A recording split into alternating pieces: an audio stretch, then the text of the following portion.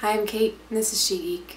Chances are pretty good if you're a gamer, you've heard about this whole Roger Ebert debacle that's been going on the last couple of days.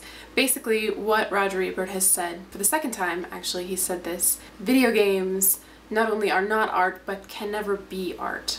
And I'd like to talk about that today.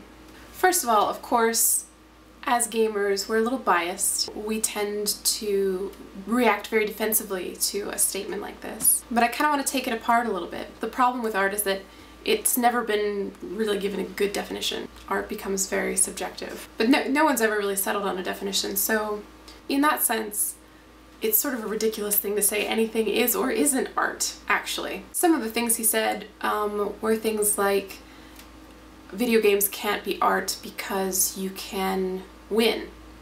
And we all know that art is full of losers.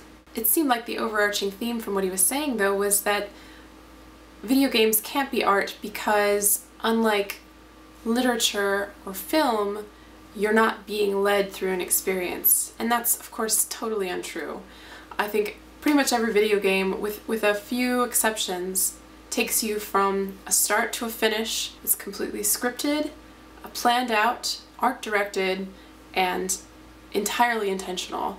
And in that sense, I don't see a difference between a great film and a great video game. He clearly considers film to be art, ergo video games are also art.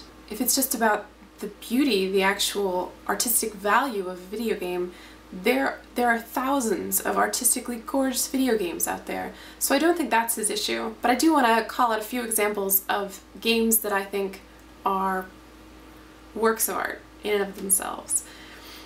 The first one that I want to talk about is Braid.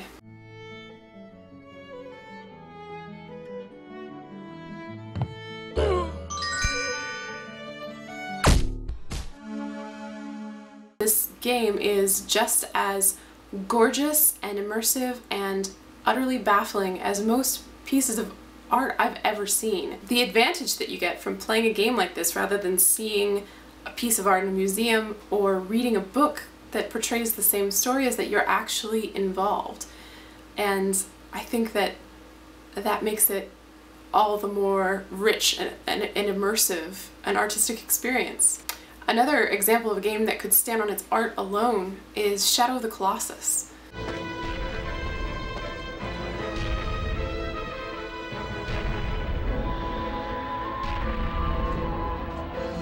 This game is visually totally stunning and almost creates an entire mythology in and of itself.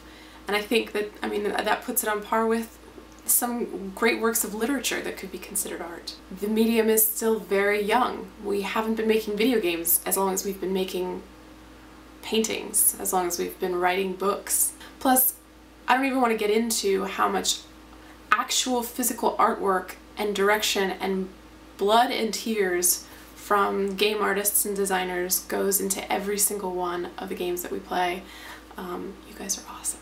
So, on a happier note, I want to announce that I'm going to be doing another giveaway, but not today. I'm going to be giving away a copy of Red Dead Redemption the day it comes out. We're down to less than a month until Red Dead Redemption. I'm so excited. And May 11th, I will come up with some intensely difficult thing for you guys to do, and you'll do it, and then I'll pick one of you and I'll send you a copy of Red Dead Redemption. So make sure you tune in May 11th for sure, but also all the shows between now and then.